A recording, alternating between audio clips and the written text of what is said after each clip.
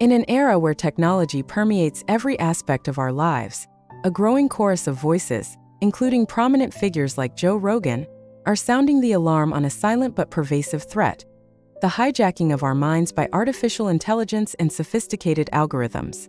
This digital matrix, woven by tech giants and fueled by our own engagement, is reshaping our reality in ways we may not fully comprehend. The core of this issue lies in what evolutionary biologist E.O. Wilson described as humanity's fundamental problem. We have Paleolithic emotions, medieval institutions, and godlike technology. This potent combination has created a perfect storm where our ancient brains, ill-equipped to handle the onslaught of modern stimuli, are being manipulated by technologies far beyond our evolutionary capacity to resist. At the heart of this manipulation are the algorithms that power our social media feeds and digital experiences. These are not mere lines of code.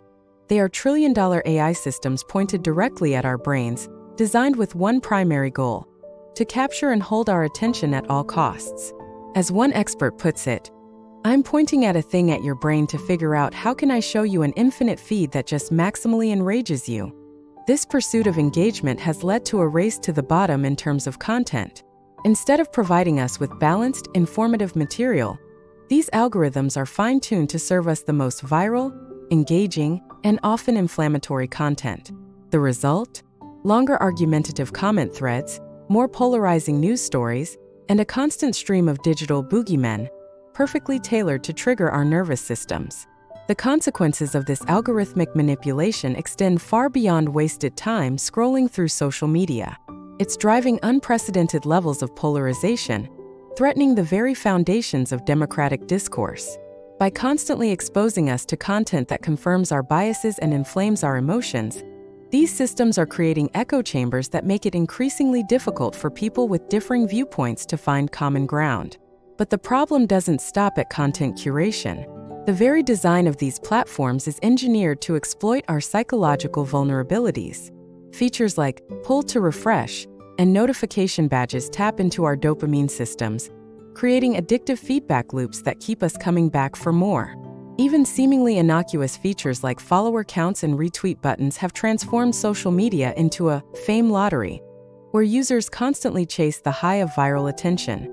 Perhaps most insidiously, platforms are now competing to alter our perception of reality itself. The widespread use of beautification filters, for instance, is inflating our sense of beauty standards. Some platforms have even been found to apply subtle filters by default, creating a new normal that doesn't actually exist.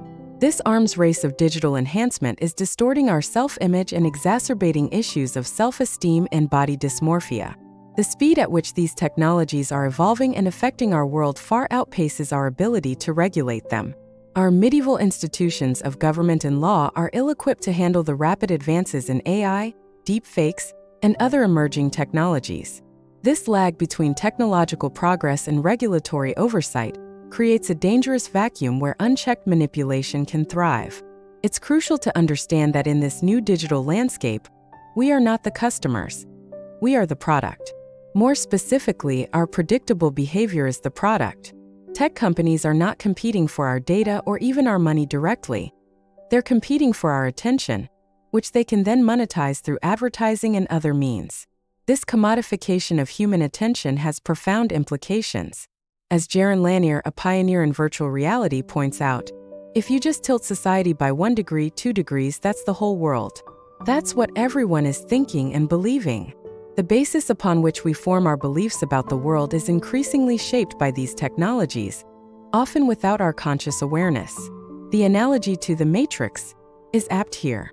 Just as the AI in the film could predict and manipulate human behavior, today's AI systems are becoming eerily adept at anticipating our actions and desires. They can dangle the perfect piece of content in front of us, knowing exactly how we'll respond. We're living in a world where, like Neo knocking over the vase he was told about, our actions are increasingly predetermined by the digital oracles that surround us. So what can be done? The first step is awareness. As Joe Rogan and others are emphasizing, people have to know what is going on. Understanding the mechanisms behind these manipulative technologies is crucial for reclaiming our autonomy and free will. We need to fight back against the machines, not in a literal dystopian sense, but in a battle for our attention and our ability to think critically.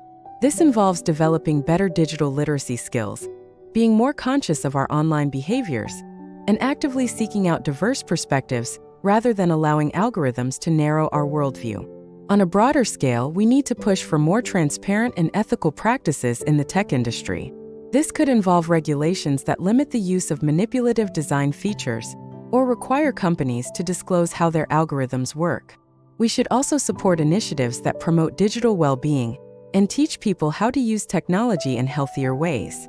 Education systems need to evolve to prepare people for this new reality, teaching critical thinking skills, media literacy, and the basics of how algorithms and AI work should be as fundamental as reading and writing in the digital age.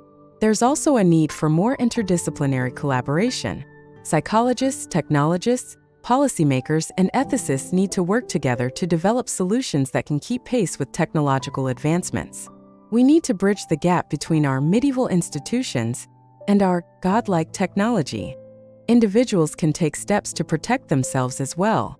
This might involve using tools that limit screen time or block addictive features, actively curating a more diverse and balanced information diet, or simply being more mindful of how we interact with technology. It's important to note that technology itself is not the enemy. The same AI systems that can manipulate us also have the potential to solve some of humanity's most pressing problems. The goal should not be to reject technology outright, but to harness its power in ways that enhance rather than diminish our humanity.